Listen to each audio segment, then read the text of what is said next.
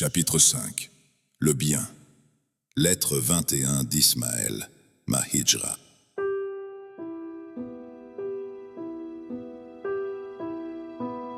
Salam mon ami, mon frère. Tu sais, ton courrier devient dangereux pour moi.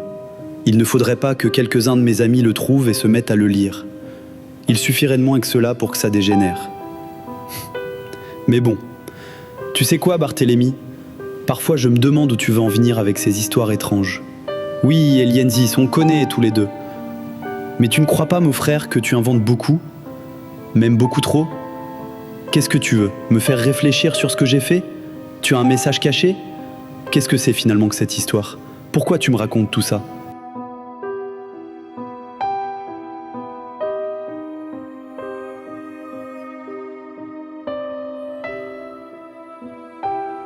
Mais au nom d'Allah, le clément et le miséricordieux, je suis désolé si j'utilise un ton plus dur, mon ami, mon frère. Mais je ne peux pas lire ton roman sans repenser à Alizée. Et rien que ça suffit à me mettre dans un état impossible. Toutes ces questions, toute cette histoire, et regarde où nous en sommes. Mais avais-je le choix ?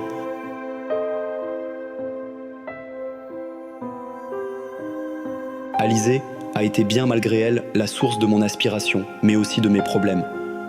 Je ne l'aurais jamais imaginé à l'époque. Nous étions heureux, complices. Je pouvais tout lui raconter et elle le comprenait. Est-ce pour cela qu'elle m'avait emmené à ces réunions ? Mes amis et le cheikh Idriss l'appréciaient. Nous allions ensemble parler de spiritualité, nous lisions le Coran, mais aussi des auteurs comme Ibn Arabi, en méditant sur le sens de leurs propos. Avec le cheikh Idriss, Jean, Yunus et quelques autres, nous nous rassemblions en un petit groupe. Le vieux était un vrai guide, il nous apprenait à lire le livre saint, à faire nos prières. Il n'y avait là rien d'autre qu'une petite communauté de l'esprit sans arrière-pensée. Nous étions ensemble pour apprendre à rendre gloire à Allah et pour que nos vies aient un sens. J'étais bien, et Alizée, même si elle n'était pas musulmane, m'encourageait à tracer mon chemin. Et elle n'a posé aucune résistance lorsque je lui ai parlé de mon premier voyage. Je voulais suivre Idriss, le rejoindre à Fès, là où se trouvait le cœur de sa confrérie. Cette ville, ancienne capitale du royaume marocain, était pour moi synonyme des splendeurs et des mystères passés de la culture du royaume chérifien, qui au fond m'était tellement inconnue. Je ne connaissais d'elle que les images du souk, les échoppes à touristes et les murailles vues à la télévision. Mais lorsque le cheikh Idriss nous en parla à moi, Yunus et Jean, elle devenait bien plus qu'une carte postale. Je me suis mis à m'imaginer arpenter ces ruelles étroites, tout en parlant de théologie, ou me réfugier derrière les sublimes portes de ces madrasas. Alizée a écouté ma demande. Elle m'a laissé aller. Tu sais, Barthélemy, quand j'ai lu la rencontre d'Elienzis avec le grec, Apollonios, quand il lui raconte la liaison entre les amants, je me suis d'abord senti un peu mal. Parce que je ne pouvais pas m'empêcher de penser à deux personnes, Alizée et cheikh Idriss. Mais entre nous, il y avait d'autres personnes, mortes depuis longtemps. Et cheikh Idriss, comme Alizée, m'en parlait en beaucoup. Tous ces maîtres soufis, Ibn Arabi, Jalal ud-Din Rumi, des saints qui ont tous parlé, écrit, prié et médité sur l'amour. Cheikh Idriss me répétait, ils ont été transportés par l'amour. Et tu sais pourquoi, Ismaël ? Parce que dans le regard de l'être aimé, ils ont vu la lumière d'Allah. Voir Allah dans le regard de l'être aimé est la plus belle chose parce que la création est un acte d'amour. Un très beau et très simple poème que cheikh Idriss m'a rapporté d'un auteur inconnu le dit bien. Ni la taille élancée, ni le regard fardé, associé à la trace d'une lèvre empourprée, ne serait digne, ô Dieu, d'être en rien admiré, si ta sublimité n'y était contemplée.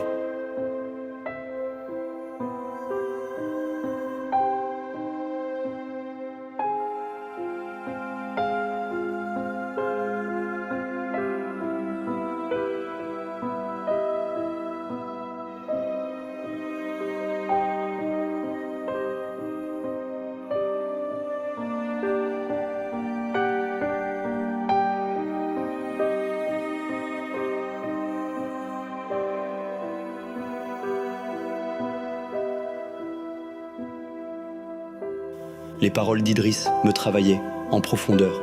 L'idée de partir, de me retrouver entouré de gens comme lui, de fréquenter le cœur spirituel de l'islam, d'expérimenter ses sensations, cette communauté mystique de cœur et d'esprit, j'étais tellement enthousiaste. Ce qui est bizarre dans l'histoire, mon vieil ami, c'est que je n'ai pas voulu m'y rendre en avion. Je ne sais pas, mais l'idée de rayer toute la beauté d'un voyage en faisant ce saut de puce géant me dérangeait. Je voulais que ma décision soit cohérente. Je partais dans une démarche spirituelle, un peu comme un pèlerinage.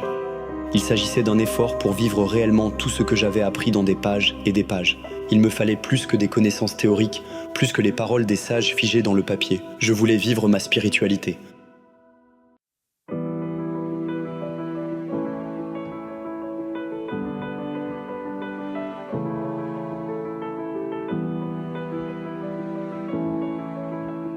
Alors on a décidé de prendre une voiture et de partir.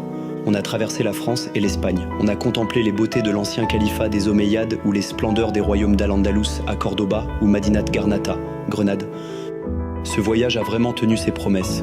Je l'y ai revu. Elienzis était avec moi même si ni Jean ni Yunus ne pouvaient le voir. Et il y a eu bien des occasions. Au début, le premier jour, j'ai préparé mes affaires après mes prières. Il faisait froid, un matin de mars. J'étais sorti en arborant pour la première fois depuis longtemps mon ensemble pakistanais et ma chéchia blanche en rue, un autre jour que celui de la prière. Alizée fut un peu surprise mais sans plus. Malgré le froid qui aurait imposé un bonnet bien plus chaud, j'avais la ferme intention de le garder tout au long du trajet. Il fallait que je marque le coup, que tout mon esprit soit dirigé par la pensée la plus droite possible. Je devais voyager avec comme guide la lumière divine. C'est un peu étrange à dire comme ça, mais je voulais que ce périple me change, me rende plus vertueux, plus pieux, plus spirituel. Lorsque j'ai retrouvé mes potes à la gare du Midi, j'ai tout de suite perçu que Jean était dans le même état d'esprit que moi.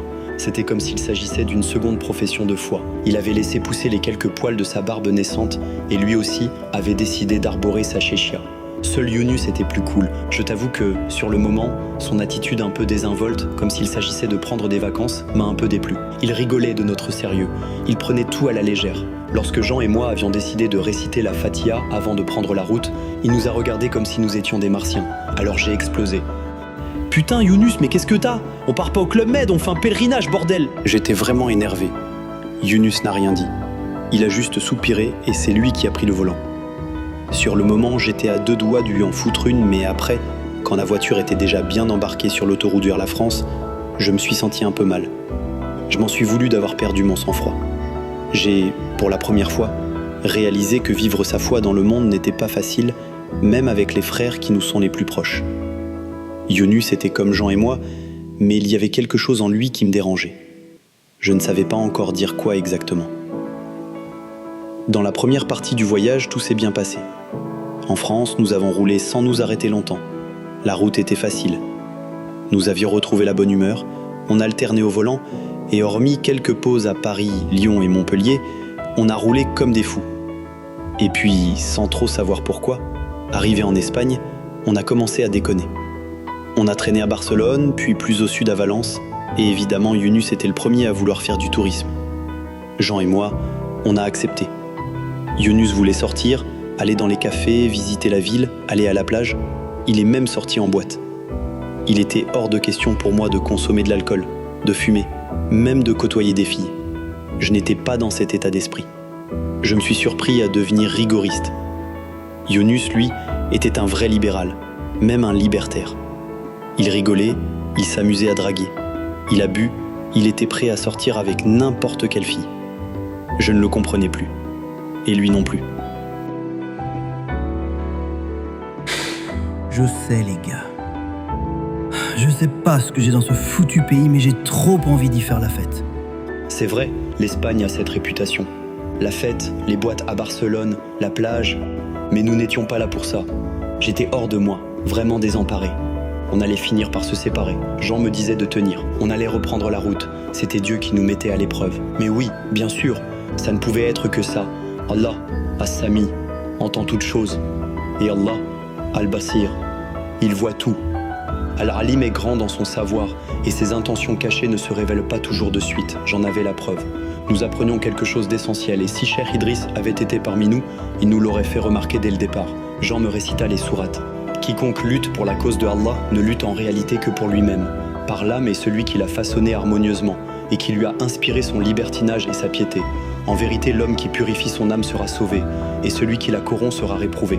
Nous étions tous les trois confrontés à l'effort qu'exige le véritable djihad, le djihad al-nafs, celui de l'âme, la guerre intérieure et spirituelle contre ses propres pesanteurs, ces démons qui nous plongent dans la dispersion, le désarroi et la division. Il y avait autour de nous des tentations. Nous devions apprendre à nous maîtriser et à rester soudés. Jean et moi, nous avons alors longuement parlé avec Yunus. Al-Halim, le doux, le très clément, avait dit Cheikh Idriss un jour. n'accepte que les actes basés sur la pureté de nos intentions, an-niyah. Il nous faut la pureté du cœur, illa man atallaha biqalbin salim, la pureté dans l'humilité, wa innaha lakabiratun illa alal khashi'in. Votre voyage, mes amis, ne pourra être votre pèlerinage que si vos actes sont purs, sinon, ils ne valent rien aux yeux d'Allah tayyiboun, infiniment bon. Le prophète, sallallahu alayhi wa sallam, a dit « Le fort n'est pas celui qui triomphe de ses adversaires, mais celui qui triomphe de son ego. »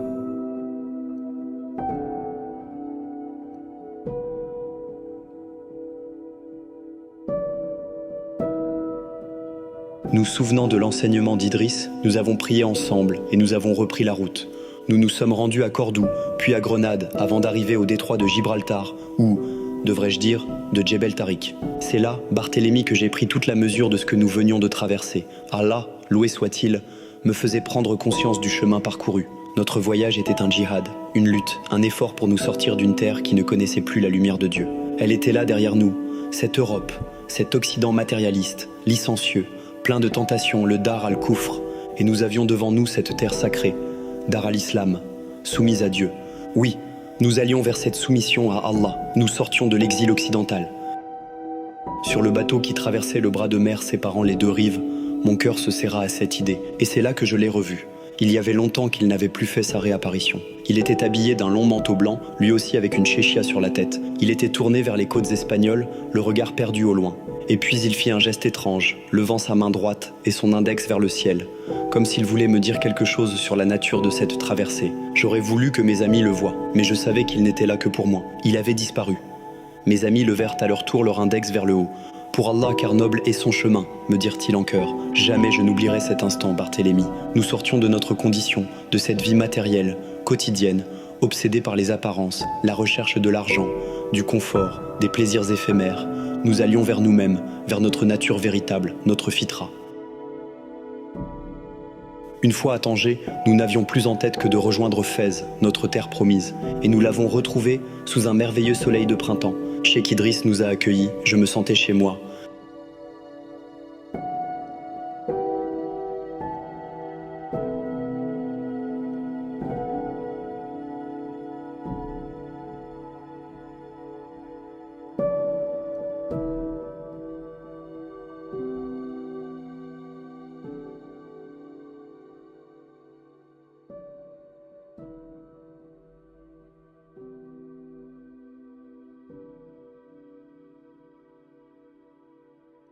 Lettre 22 de Barthélemy.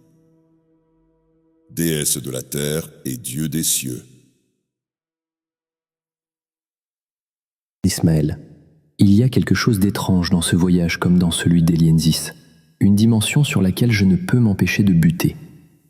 Oh oui, il y a cette Dar al-Koufr et cette Dar al-Islam, cette terre céleste et cette terre maudite. Pourquoi ? Cet Occident que tu dis aujourd'hui impie, terre désacralisée, a lui-même connu ce partage entre deux mondes dont tu parles.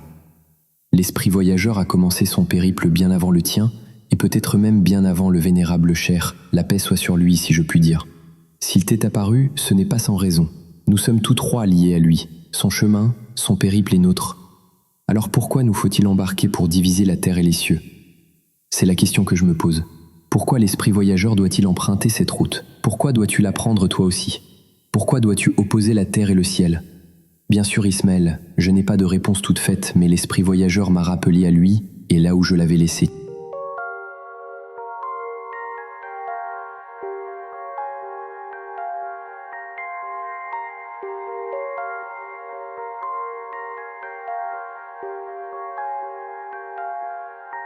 C'est à la terre que je chante.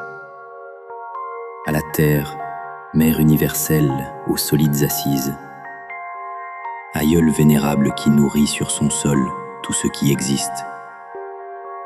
C'est à toi qu'il appartient de donner la vie aux mortels, comme de la leur reprendre. Hymne homérique.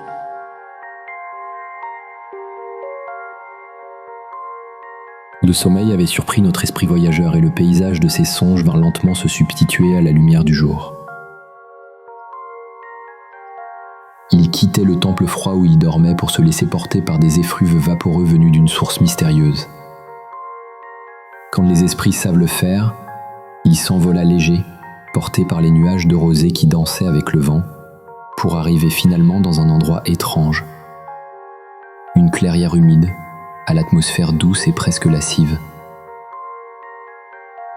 La beauté des bois environnants, les prés fleuris, les insectes volaient bruyamment de tous côtés. Le spectacle de la nature mit Elienzis en éveil. Dans les buissons de la laurier, il distingua des formes furtives dont les voiles laissaient dans l'air un délicat parfum. Elienzis y reconnut ces êtres étranges que les Grecs désignaient sous le terme de muses, esprits des bois, jeunes filles à l'étourdissante beauté, aussi secrète que la profondeur des forêts et pourtant aussi inspirante que la lumière du matin. Il croyait les avoir perdues du regard, mais elles réapparurent, sans crainte. L'une d'entre elles emplit ses sens et l'incita à se laisser aller, et à murmurer des louanges qu'il n'avait pourtant jamais chantées auparavant. Et alors que ses lèvres fredonnaient discrètement, l'une des jeunes filles se tourna vers lui. Sa beauté était bien celle des divinités, aussi pure que l'eau de source. Ses yeux noirs étaient aussi brillants que la lune lors d'une nuit d'été. « Me voit-elle » s'interrogea l'esprit voyageur, comme pour conjurer son trouble. Comme si elle eût entendu son secret appel, la voici qui s'approcha d'Elienzis. Elle se tenait là, en face du jeune homme, calme, sereine, le regard innocent et pourtant si perçant. L'esprit voyageur ne comprenait pas ce qui lui arrivait. Il se sentait possédé par une force invisible, rien qu'à la vue de cette jeune femme. Il la reconnaissait pourtant. Il la revoyait rire sur les gradins du temple. Il se souvait de ses yeux en amande, de sa chevelure noire, de son visage fin et délicat. « Quel est ton nom » lui demanda-t-il, impatient de connaître sa voix. En voyant le visage de l'esprit voyageur, quelque peu gêné devant sa propre beauté, la jeune fille éclata d'un rire cristallin. Elle était comme une enfant, amusée de ses propres pouvoirs de séduction et de la sidération de son admirateur. J'ai bien des noms de par les mondes. Comment te faire savoir qui je suis? Si de tous mes noms je ne te donne pas le bon, dis-moi mon ami, quel est celui que tu me donnes? Oh, comment pourrais-je le savoir? Allons mon ami, aie plus d'imagination. N'es-tu pas capable d'invention? Attends un peu, s'il te plaît. Un nom me vient à la bouche. Hélène. Soit. Appelle-moi ainsi s'il te sied. Ce nom pour toi, je le garderai pour l'éternité. Mais qui es-tu? Tu es si étrange. Certains m'imaginent être comme la fille de Gaïa et d'Eros, d'autres comme l'épouse de Zeus ou d'Apollon, ou la fille de l'un ou de l'autre. Pourrais-je leur donner tort? Je suis née loin d'ici, dans un pays d'outre-mer. Depuis mon enfance, tout est songe et rêve. Mais je sais que par d'admirables dons, j'exauce les vœux des hommes. À peine la jeune fille eut-elle prononcé ces quelques mots que déjà elle fit mine de partir. Attends, Hélène, tu es si belle. Dis-moi plus sur toi, j'aimerais en savoir davantage. J'en ai déjà trop dit, répondit-elle dans un éclat de rire qui sonna aux oreilles de l'esprit voyageur comme un concert de cloches cristallines. Elienzis n'eut pas le temps de la saisir. Comme un poisson bien trop rapide, elle glissa entre ses doigts et disparut en une volute de vapeur blanche, laissant le jeune homme seul, dépité, dans ce bien étrange décor. Avait-il rêvé? Comment pouvait-il le savoir, lui qui ne peut pas quitter le monde du songe? Toujours est-il qu'à son réveil, une nouvelle journée commençait. La lumière pénétrant dans le vieux temple lui dévoila une immense statue. Il s'agissait d'une femme à l'air martial, coiffée d'un casque d'or, d'où se dégageait une aura d'assurance et de rigueur. Près de lui, Apollonios, apparemment réveillé depuis longtemps, le couvrait de son regard bienveillant. Il lui sourit, heureux d'avoir mené sa veille à terme. Je vois que la nuit fut pour toi une douce source d'inspiration, dit Pile, devinant dans les yeux de l'esprit voyageur la nature de ses songes. Sans doute as-tu rencontré notre muse nocturne. Elle nous éveille toujours au matin. La connaîtrais-tu, toi aussi? Demanda Elienzis. Bien sûr. Comme tout un chacun, elle vient à la tombée de la nuit. Elle nous entoure de ses bras, et lorsque Morphée nous plonge dans ses limbes, elle vient peupler nos rêves de ses charmes. Sache qu'elle fut autrefois une grande reine. Peut-être sa jeunesse t'a-t-elle trompé sur son âge véritable. Chose normale, cette déesse plus vieille d'entre toutes dispose de la jeunesse éternelle. Voilà ce qui nous la rend toujours aussi désirable. Tu me dis qu'elle fut une grande reine jadis, mais quel fut son royaume? À cette question, Apollonios prit Elienzis par la main et le mena hors du temple pour lui montrer la forêt au dehors. Sous l'immensité du ciel, Elienzis, il y a l'opulence de la terre. Tel fut et demeure son royaume. Elienzis était fasciné à la vue de cette nature. Les chênes lièges avec leurs feuilles se balançaient au vent, non loin des pinèdes dont le vert sombre des aiguilles contrastait avec la tendreté des feuillus, l'odeur du bois et de la résine, le chant des oiseaux et des cigales. Tout se mêlait en une symphonie de couleurs, d'odeurs et de sons, en un mouvement permanent et paisible. Pourtant, malgré la magie de la nature, notre esprit voyageur ne put s'empêcher de marquer son dépit. Dis-moi, Apollonios, comment son règne prit-il fin? À partir du moment où l'on s'est mis à rêver de l'éternité du ciel, quand les hommes désirèrent se conformer à ses lois. Raconte-moi, Apollonios. Dis-moi qui fut cette reine. Apollonios s'assit en tailleur, ramassant une motte de terre qu'il écrasa entre ses mains épaisses. Il raconta à son hôte ce qu'il savait de cette étrange divinité. Le royaume de la terre. Tel était le domaine de cette déesse qu'Elienzis vit en songe, cette femme aux noms multiples, à qui aucun homme ne résiste, et qui est aussi, malgré sa jeunesse éternelle, la plus vieille d'entre les femmes, la mère de tous les hommes. Mais quelque chose semblait assombrir la beauté de la reine du monde. En la présentant, Apollonios fit part à Elienzis d'un déchirement ancien, à l'intérieur même de la culture grecque classique. L'esprit voyageur ne comprit pas tout de suite la nature de cette déchirure. Apollonios en parla en termes quelque peu abscons, en désignant deux ensembles qui s'étaient distingués par la volonté des dieux. Il opposait ainsi l'ordre des dieux olympiens, à qui étaient dévolues les hauteurs célestes, et les divinités chthoniennes, à qui étaient données les étendues terrestres et souterraines. Cette division, précisait le philosophe, n'était pas que dans les rangs des dieux, elle était l'ordre du monde, entre ciel et terre, entre l'homme et la femme, l'éternel toujours identique à lui-même et le devenir toujours changeant. Ainsi, dans les cieux, se trouvaient les êtres et les figures de l'éternité. Par contraste, sur la terre, siégeaient les forces des cycles de la mort et de la vie, les cycles du devenir. Cette reine magnifique que tu as vue, mon ami, a aussi tous les charmes de l'amour. Mais contrairement à l'Aphrodite céleste, elle nous plonge dans l'écume de l'éphémère, comme les sirènes chantent pour engloutir Ulysse et ses marins dans les abysses et les flots perpétuels du devenir. Car la terre tout entière respire de ce mouvement des choses. Par ses vertus, cette reine vit de ses cycles saisonniers, de vie et de mort. Sa fécondité engendre la vie, mais conduit aussi à la souffrance, à la mort et à la décomposition. Notre corps lui appartient. Il viendra à nourrir ses entrailles à leur venue. D'une certaine manière, aimer une femme, s'unir à elle, c'est rendre hommage à cette grande déesse. Cet amour, ce désir n'appartient pas à l'Aphrodite céleste, mais à l'Aphrodite populaire, ou devrais-je dire, à l'Aphrodite terrestre. Oui, le commun des mortels n'a pas d'autre aspiration. Fonder une famille, un foyer, et en fin de compte espérer se perpétuer en ses propres enfants. Cela appartient à l'Aphrodite pandémienne, celle qui crée les chaînes des générations qui continuent la roue de la vie et de la mort. Toute communauté humaine en émane. C'est pourquoi les cités sont aussi les communautés des enfants de Gaïa et de sa fleur magnifique, Héméra. Gaïa et sa fleur Héméra. Oui, Gaïa était au commencement du monde avec Eros. C'est d'elle, en son mystère, que fut engendré le ciel, Ouranos.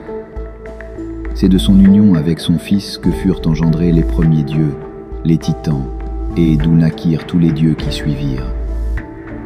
Gaïa, terre, conçoit et enfante tout ce qui vit, elle en est la nourricière.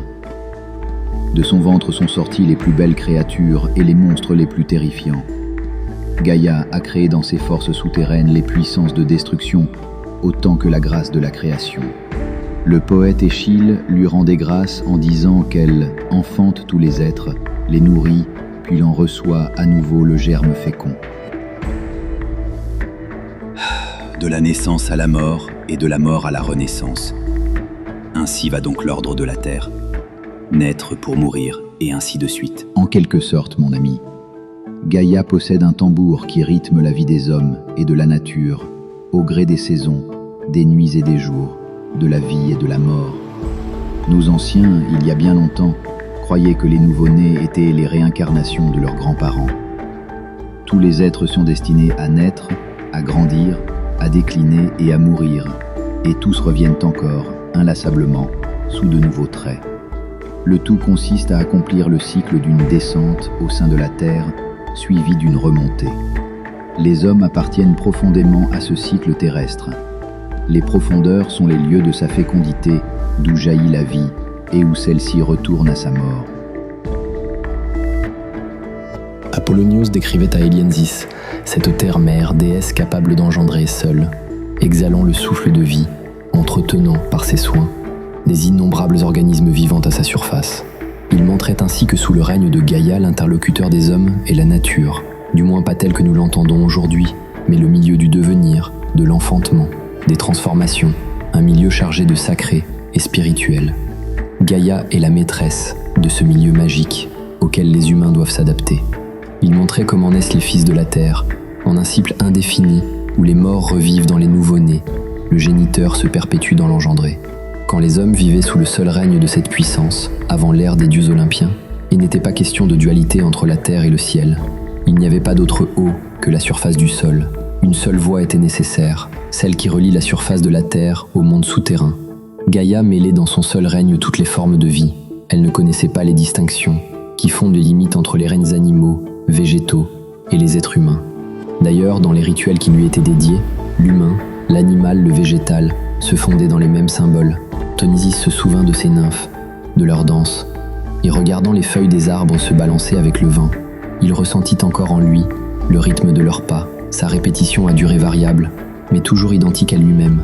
1-2, 1-2, rythme invariable, tant il est essentiel, parce qu'il scande l'aller-retour cyclique entre les deux étages du monde, entre le haut et le bas, le monde exposé à la lumière et le monde souterrain, tout comme le cœur qui bat le rythme de la vie.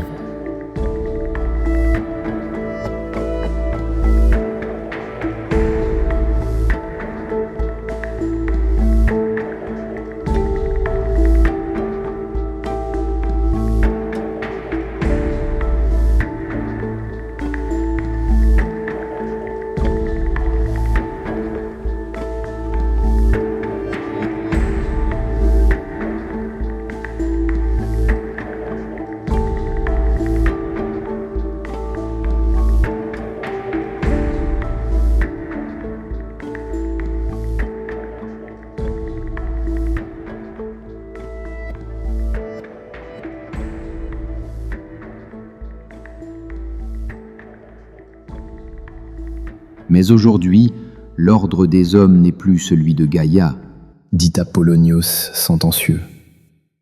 Son règne est révolu.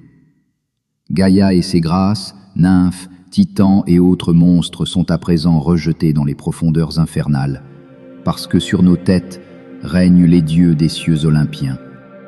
Nous ne vivons plus tels des bêtes dans les forêts, comme ces barbares hors de nos frontières. Nous vivons sous le patronage de dieux qui nous ont donné les facultés de vivre au sein de la cité.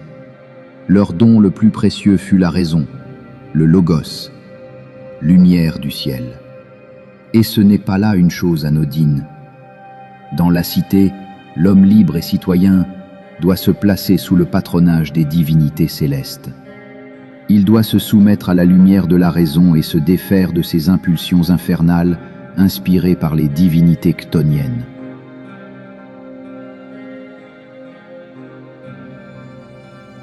Pourquoi cela? Existerait-il une guerre entre Gaïa et les dieux de l'Olympe? C'est un bien grand mot. Zeus, dieu des cieux, a imposé son règne à la puissance primordiale et l'a repoussé sous la terre. On peut parler d'une lutte entre les dieux olympiens et les divinités chtoniennes. Mais les dieux du ciel n'ont laissé aux divinités de la terre que les profondeurs obscures, les monstres souterrains, les instincts inassouvis, les tumultes des passions et des délires, des possessions, des orgies et des transes. La tragédie de notre art antique du spectacle nous le rappelait. Dans les Euménides du Grand Échille, le chœur des Érinnies s'écrie à chaque acte « Ah, jeunes dieux, vous piétinez les lois antiques et vous m'arrachez ce que j'ai en main. » Ainsi se plaignent les vieilles filles d'un antique passé qui ne supportent pas les façons de ces jeunes dieux qui veulent régner sur le monde sans souci de justice. Mais ces vieilles femmes gardiennes du règne de la terre se trompent. Les dieux de l'Olympe ne sont pas injustes. Ils ont apporté de nouvelles lois qui seront les lois des hommes et de la police. En signe de l'ordre céleste sur la terre, le grand sanctuaire de l'oracle de Gaïa Thémis, qui se trouvait à Delphes, fut attribué à Apollon, dieu soleil et de l'ordre. Il tua l'oracle de la terre, le grand serpent Python de Delphes, et la prêtresse du sanctuaire, la Pythie, prophétisa désormais sous son patronage nouveau. La fresque, ce grand bouleversement se dessina lentement sous les yeux d'Elienzis. L'avènement de la cité, la police, marquait un tournant dans les tumultes divins, en même temps qu'une confrontation entre la terre et le ciel, avec d'un côté l'Olympe céleste, garant des lois de la cité, de l'autre, les divinités chtoniennes terrestres et le passé qui les accompagne. Dans cette lutte, dont la phase critique fut le 5e siècle avant Jésus-Christ, la religion civique qui chercha à réduire l'emprise des anciennes divinités n'empêcha pas pour autant ces dernières à hanter les imaginaires à travers l'épouvante ou dans la tragédie. Lorsque dans les pièces de théâtre d'Échille, les Érinnies entraient en scène, les Athéniens s'enfuyaient, effrayés. Les Érinnies demeuraient toujours présentes dans les mémoires, alors que le présent appartenait à la déesse de l'ordre de la cité-police par excellence, Athéna. Néanmoins, l'issue du drame ne laissait planer aucun doute.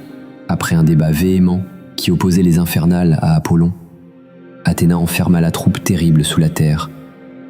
Le nouveau panthéon organisé autour de Zeus, imposant le règne de la justice, Dike, démontrait aux yeux de tous la polarité du cosmos, entre les cieux olympiens régnant sur la police illuminée par son feu, le Logos, et les enfers souterrains où se sont réfugiées les anciennes puissances primitives.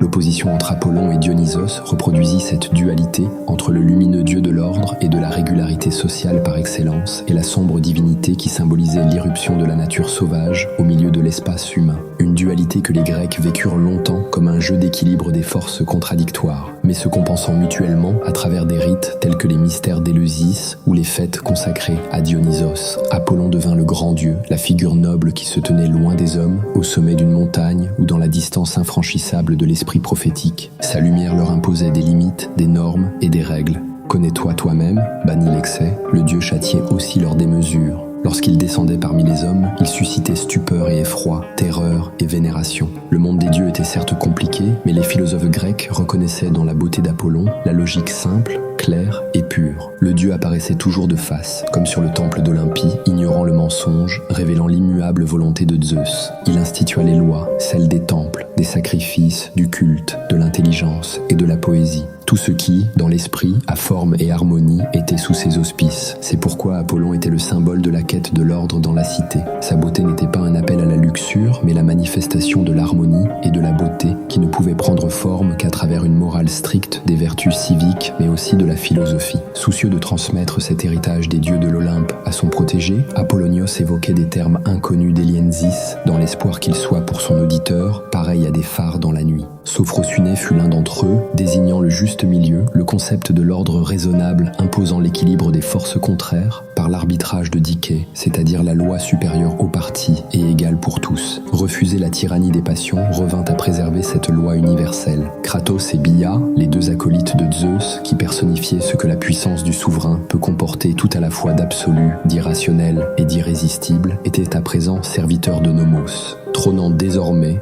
à la place du roi au centre de la cité. Nomos exprima la loi, la législation rationnelle, l'équilibre des forces sociales antagonistes et l'ajustement des attitudes humaines opposées. La police idéale, incarnée dans des modèles apparemment distincts comme Sparte ou Athènes, n'était plus gouvernée par les tyrans, loin de l'image ancienne du roi. La loi d'Apollon imposait un ordre supérieur qui devait briser toutes les tyrannies des instincts et des passions. C'est pourquoi elle prit dans le climat religieux des sectes une coloration ascétique et dans le domaine social et intime les vertus de la mesure, de la retenue, de l'inhibition et de l'abstinence. L'incarnation de cet idéal fut réalisée dans l'agogée spartiate. Dans cette institution qui gouvernait l'éducation des jeunes depuis l'enfance jusqu'à leur âge adulte, la sophrosune était essentielle, un comportement obligé, réglementé, marqué par la retenue que le jeune homme devait observer en toutes circonstances dans sa démarche, dans son regard, dans ses propos, devant les femmes, en face des aînés, à l'agora, à l'égard des plaisirs ou de la boisson. Apollonios admirait la réserve empreinte de gravité des jeunes lacédémoniens, marchant en silence, les yeux baissés. La dignité du comportement marquait la valeur morale de la cité. Sous le patronage de Zeus, d'Athéna et d'Apollon, l'homme libre n'était plus le fils de la terre, mais un citoyen dominant ses passions, ses émotions et ses instincts afin de se conformer aux lois du ciel. Écoutant Apollonios, Héliénsis s'interrogea sur son sort, lui qui avait été charmé par la beauté de la terre, celle qu'il avait appelée Hélène. « Que signifie pour moi ce règne des cieux ?» demanda-t-il soucieux. La victoire des divinités de l'Olympe est, pour les esprits voyageurs dans ton genre, une leçon. Sous le regard sévère du dieu solaire et de l'ordre par excellence, Apollon, tu dois apprendre à agir à la lumière du Logos, à ne point t'abandonner à la démesure et au désordre quel qu'il soit. Cette discipline nous enjoint de nous méfier des instincts débridés et des passions. En écoutant notre seule raison, nous saurons non seulement refuser les sollicitations qu'un mauvais démon peut susciter en nous, mais nous pourrons aussi nous préserver, nous maintenir purs en sachant réfréner nos impulsions et tous leurs excès. Pour nous conformer aux lois du ciel, il nous faut avoir cette si noble qualité, la maîtrise de soi. Grâce à elle, nous pouvons faire la part des choses entre ce qui relève des passions fluctuantes et désordonnées et ce qui est de l'ordre d'une prudence réfléchie. Il nous faut demeurer dans la pureté, soucieux de beauté et d'harmonie. Tout ce qui nous rapproche du ciel et de l'éternel, aussi insaisissable soit-il. Telle serait donc la lumière d'Apollon. Oui, cela est nécessaire pour celui qui ne veut pas tomber dans les affres de la nuit et de sa reine, dont le charme est aussi puissant que dangereux. Pour l'esprit voyageur que tu es, avide de liberté, il convient de savoir que celle-ci ne pourra être préservée qu'en t'éloignant de la démesure, l'hubris et de ses abîmes chaotiques.